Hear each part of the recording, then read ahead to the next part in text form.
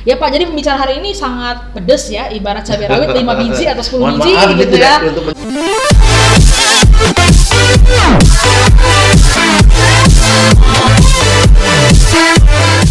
Nah, baik Sobat Ngopi. Jadi kita kali ini akan membicarakan sesuatu hal yang sudah lebih in-depth lagi ya. Jadi kalau kita ngomongin dengan segala macam delay, keterlambatan dan lain sebagainya yang ternyata udah interfering atau sudah mengganggu kehidupan kita kan, pasti ada rasa tidak nyaman ya Pak ya. Pada saat rencana yang udah kita set buat diri kita itu rupanya tidak berhasil dikarenakan terkendala lah karena sebuah faktor yang siapa sih yang memprediksi kalau virus ini akan terjadi gitu misalnya.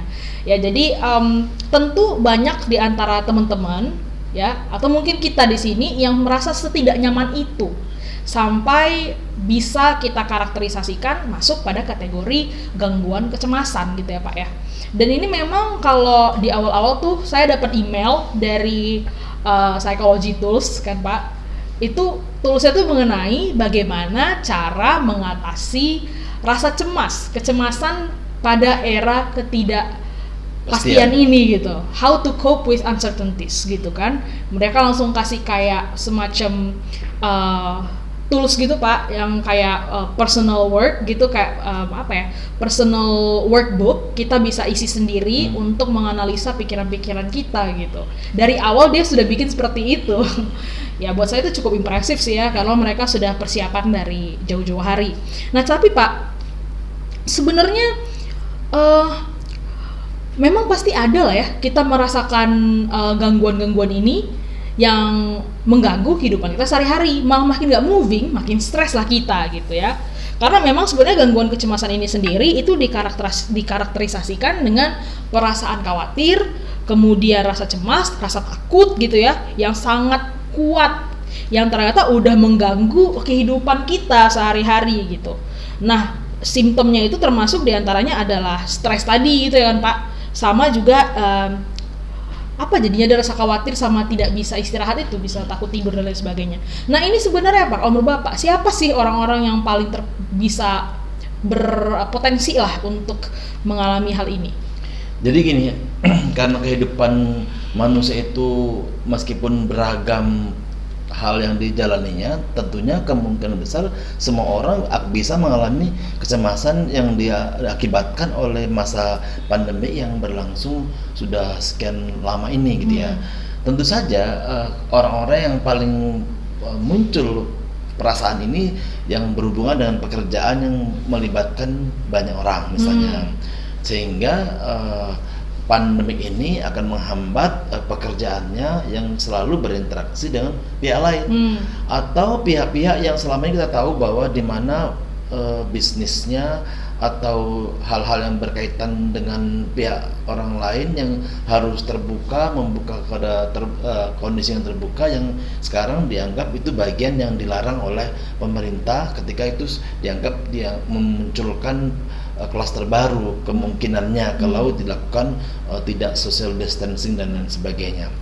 Nah tentu saja kecemasan itu juga dialami oleh para bapak ibu rumah tangga yang selama ini mungkin kehidupannya fine-fine saja karena status ekonominya bisa berjalan dengan baik karena masa pandemik.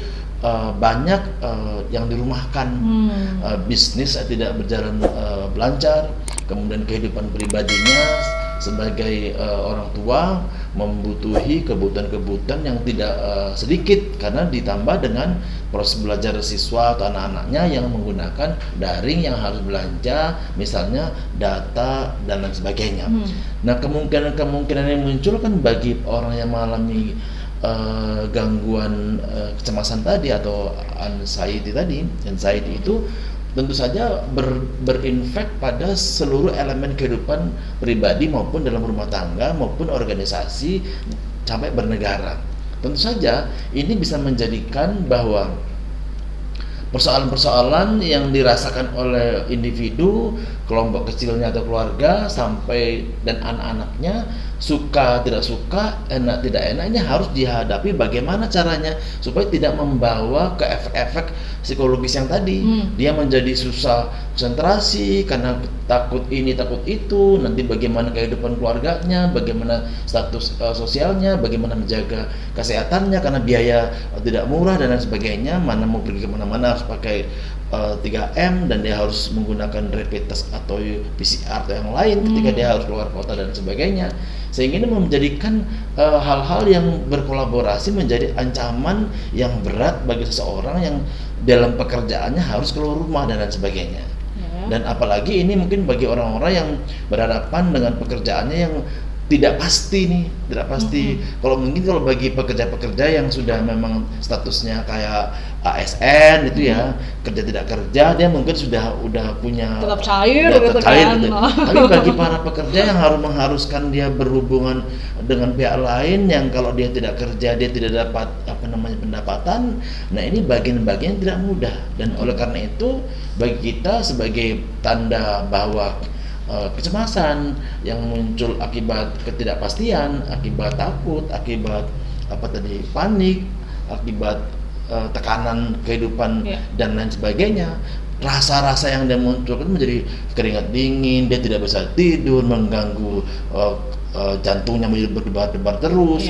Nah, ini menjadi kehidupan bukan hanya tidak nyaman, tapi itu udah ancaman bom waktu bagi seorang dan bahkan mungkin nanti akan muncul ini rasa-rasa sakit, tapi nggak tahu sumber dari mana. Sebenarnya nggak gitu. Akibat dari kecemasan yang berkolaborasi menjadi satu itu. Hati-hati dari psikosomatis saudara-saudara gitu. Jadi peliharalah juga kesehatan mental kalian gitu ya. Jadi Pak, memang benar tuh Pak. Kalau sebenarnya orang-orang yang paling berimpact ya semua berimpact sih pasti ya. Semua. Cuman yang pasti mengalami hal stresnya sangat tinggi itu pasti orang-orang yang terbiasa mendapatkan gaji itu per hari gitu ya. Kayak saudara-saudara kita yang bekerja sebagai supir online misalnya. Tapi sebenarnya kalau mereka terpengaruh juga sih. Tapi masih ada itu demand-nya kan, namanya sekarang semuanya online gitu kan. Nah cuman yang paling problematik nih Pak, ini adalah orang-orang yang kerjanya di pajak ya, pasar di ya? pasar ya, oh ya, agak di apa? Kalau di Pulau Jawa dinasionalkan ya, gitu. Pasar. Ya kita di Medan boy, jadi memang kita bilang pajak gitu ya. Nah jadi misalnya kemarin tuh ada klien kita Pak, ibu ini dia punya usaha menyewakan lapak lah istilahnya di Pajak Melati, Pasar Melati gitu ya. Itu pasar besar di Medan itu, pasar pakaian bekas ya. Nah, dia punya beberapa stall, beberapa tempat gitu, tapi karena corona ini dan pemerintah kan sekarang memang ya yang terbuka di pasar-pasar terbuka itu kan memang diminta untuk ya dibatasin lah aktivitasnya, dia merugi dan dia harus membayar orang-orang yang bekerja dengan dia per hari gitu. Nah itulah yang jadi masalah ya Pak ya, yang pendapatannya dilihat dari yang per hari itu kan. Nah sebenarnya begini, persoalan itu bukan hanya si penyedia tempat untuk penjualan. Yang menjadi persoalan adalah tingkat pendapatan masyarakat itu bisa dikategorikan menurun atau tidak ada, sehingga tidak ada budget untuk belanja, buru-buru untuk belanja untuk dia bisa survive, bisa makan, bisa untuk memenuhi kebutuhan sehari-hari, itu sudah bagian yang sangat penting. Nah sehingga kalau tidak diantisipasi oleh pemerintah, oleh masyarakat, bahwa kemungkinan akan muncul nanti gangguan-gangguan sosial yang lain, misalnya tingkat pencurian makin tinggi misalnya, atau begal dan lain sebagainya, sehingga inilah yang menjadi ekses akibat dari kondisi yang serba sulit. Nah mestinya bagi kita atau bagi masyarakat dimanapun berada, bagaimana caranya agar keluarga, agar rumah tangga kita menjadi survive, itu menjadi PR kita semua. Karena oleh karena itu waspadalah dengan cara hidup ya, dengan cara makan, dengan berinteraksi dengan lingkungan sosial, sehingga bagian-bagian yang bisa kita protek diri sendiri atau keluarga sendiri itu menjadi bagian yang penting supaya menghindari kecemasan yang berlebihan sampai menjadi gangguan kecemasan. Jadi kalau masih cemas, takut ada ini ada itu masih dalam sekarang ini masih normal asal dihadapi dengan realistisnya. Jangan mengada-ngada, jangan di blow up, jangan diada-adakan. Jadi sumber-sumber informasi yang tidak jelas sumbernya tolong tidak terlalu dipercaya sekali. Ya, itu Masih tadi ada ya. info-info yang resmi dari pemerintah yang kita bisa anggap sebagai informasi yang mendidik, dan itu yang tolong dilakukan. Yang lain-lain itu mending dikurangi supaya kita tidak menambah takut, cemas, atau bahkan mungkin membuat jadi nggak bisa tidur dan seterusnya. Nah itu lagi diet sosial media ya Pak ya, terutama video-video yang nggak jelas asalnya dari mana, apalagi video di grup keluarga. Ditengok dulu asalnya dari mana gitu ya. Dan mohon maaf mungkin bagi yang suka men-share informasi-informasi yang tidak jelas sumbernya, tolong untuk sekarang Merem ini diri dulu tidak ya, Pak ya. usah, karena itu memberikan kontribusi besar bagi orang yang menjadi stres, menjadi kecewa, menjadi takut, bukan pahala dapatnya. Itu menimbulkan rasa yang tidak nyaman, bahkan berdampak pada kondisi Mungkin dosa kesehatan. kolektif jadinya ya Pak ya, dosanya banyak justru. Gitu. Nah jadi gini Pak, apa yang harus dilakukan? Karena kan sebenarnya gini, masalahnya tuh real gitu kan. Misalnya saya nggak punya duit buat besok, ya kan. Kemudian misalnya ini memang ada angkanya besar soalnya kan. Angka itu kan adalah data ya yang kayak ya whatever yang orang bilang lah ya, antara real tidak realnya guys, yang namanya angka itu tetap angka. Dan kalaupun tidak kamu lihat di Indonesia, yang dari seluruh dunia itu angkanya udah besar sekali. Yang itu kan kita nggak bisa menghindari itu kan Pak. Emang itu udah ada gitu, dan ini memang ada masalahnya.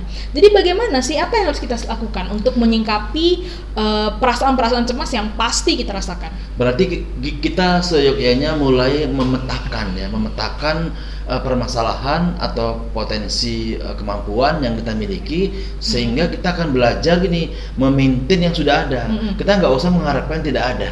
Kalau kita dalam berkaitan dengan budget misalnya, jadi mungkin kali ini kalau kita petakan dalam persoalan keluarga itu yang menjadi penyebab munculnya sebuah kecemasan yang bertubi-tubi serangan itu dari mulai sisi kanan, kiri, atas, bawah dan segala macam itu, mana yang bisa kita ini kan data. Lalu kita data, kita pastikan bahwa kemampuan yang dimiliki oleh keluarga kita ini cuma 1, 2, 3, 4, 5. Kita fokus pada itu dulu. Kita nggak usah terfokus pada informasi-informasi yang dapat dari WA atau dari media sosial yang lain, karena itu akan mengacaukan yang kita miliki. Lalu dengan kemampuan yang kita punya itu, bagaimana cara kita meminimize? Masing-masing harus bisa bagaimana meminimize potensi yang sudah ada itu, sehingga kecemasan itu akan menjadi lebih realistis. Kalau kita punya bahan yang bisa dimanfaatkan 10, ternyata butuhnya 13, itu masih mending daripada kita butuh 20, kita punya cuma 3. Itu akan lebih panik gitu. Sehingga dengan kondisi yang ada itu, kita menjadi berpikir realistis bahwa yang ada inilah diminimize sedemikian rupa agar survive. Sekarang kita butuh bagaimana bisa bertahan dulu, bisa bertahan hari ini, bertahan besok. Jadi kalau ada budget yang berapa, dibagi 30 supaya ini bisa survive di masa pandemik selama 30 hari. Kalau biasanya satu hari budgetnya misalnya 20.000, bagaimana diminimize supaya itu bisa sebatas minim mungkin untuk bisa hanya bertahan saja dulu. Ketika bisa bertahan dalam waktu yang 30 hari itu sudah lebih baik. Nah ini tidak mudah bagi orang-orang yang selama ini mungkin hidupnya tidak begitu. Nah kita diajarkan untuk bisa berpikir realistis dalam kondisi pandemik ini, dengan kondisi apapun, dalam kehidupan yang bagaimanapun, kita berupaya harus tetap hidup, harus sehat, harus bisa berkarya meskipun sedikit, tapi ada itu lebih baik ketimbang tidak ada. Itu dia. Seperti kata rekan psikolog senior kita ya Pak ya, Bu Marlinda ya. Halo Ibu, halo Ibu nonton.